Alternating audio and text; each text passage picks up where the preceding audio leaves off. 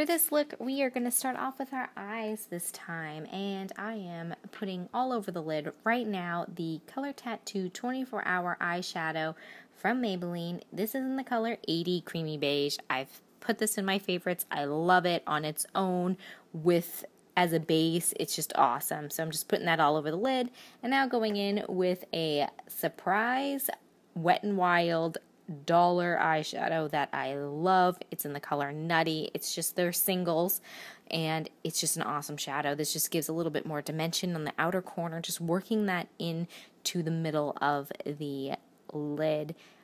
Just adds this really pretty sheen. It's just this perfect taupe color. Sorry, I can't talk today. It's just awesome. Definitely check it out. Now I'm just going in with my Lorac Pro palette too. This is just the color Buff, and I just like this to blend out and get rid of any of those harsh lines. Really want to buff this out. Don't stop until it is completely buffed out. I am not going to show you the whole process, but you get the idea. Now we're going on to our eyeliner, and I am using a Jordana Fabuliner liquid eyeliner in the color brown. I chose brown because I'm not looking for a bold eye. This is a everyday kind of look, and just sticking with the brown taupe theme. This nib is awesome for really getting in close to the lash line. As you can see, I'm just creating a very thin line. Do not want a dramatic look, just working that in, and this has just the finest nib. I love it, and it's so inexpensive. I can't even remember, it was a few dollars.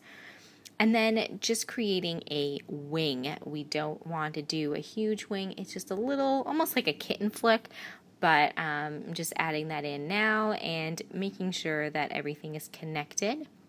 Just take your time with this. Okay, now we're going in with the foundation, and this is the True Match from L'Oreal, and I am in the color N3. This is Natural Buff for right now. I have a little bit of color from the summer, so I'm just buffing that out with my Real Techniques buffing brush. I'm just putting a very thin layer on. I want to create a natural look, nothing heavy, nothing too cakey. We're just really buffing that into the skin.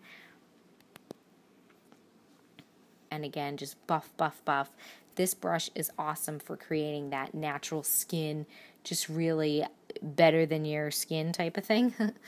And since I have a little bit of blueness under my eyes, I'm just going in with my Maybelline Age Rewind. This is the erasers for dark circle. I am in the color Light Pale, and this is not the color of my rest of my face. I just use a lighter color so it brightens up a little bit, and I'm just using my Tarte brush here to blend that all out.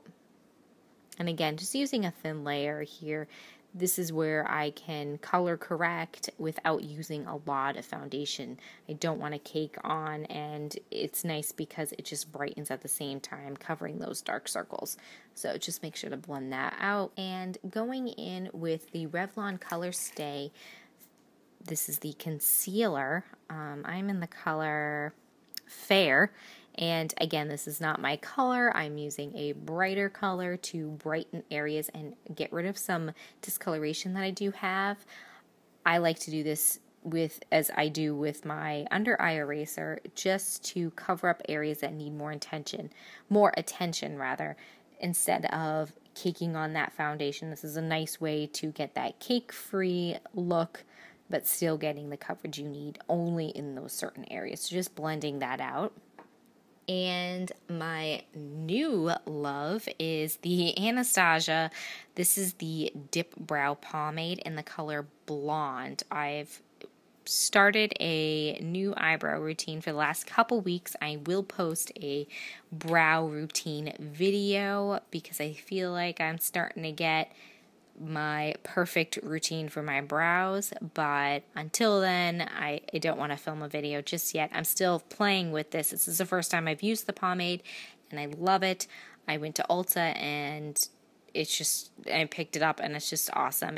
this will go so long. As you can see, I only had a very tiny amount dug out of the container, and I've been using it for a couple weeks. So a little goes a long way with this. You want just to use a flat eyeliner brush or just a little detail brush and just really work it in your brows. I have to create a little bit of definition here because I have a lot of sparse areas, so I'm just making that arch a little bit more defined, just blending that out. I like to also go through with my spoolie and just make sure there are no areas that are a little heavier. I really want to blend it out and make it look like a natural brow. Just going in with my Rimmel. This is just the black eyeliner pencil and tight lining right now. I just want to make sure that there are no spaces between where I put that liner and my lashes. So just filling that in.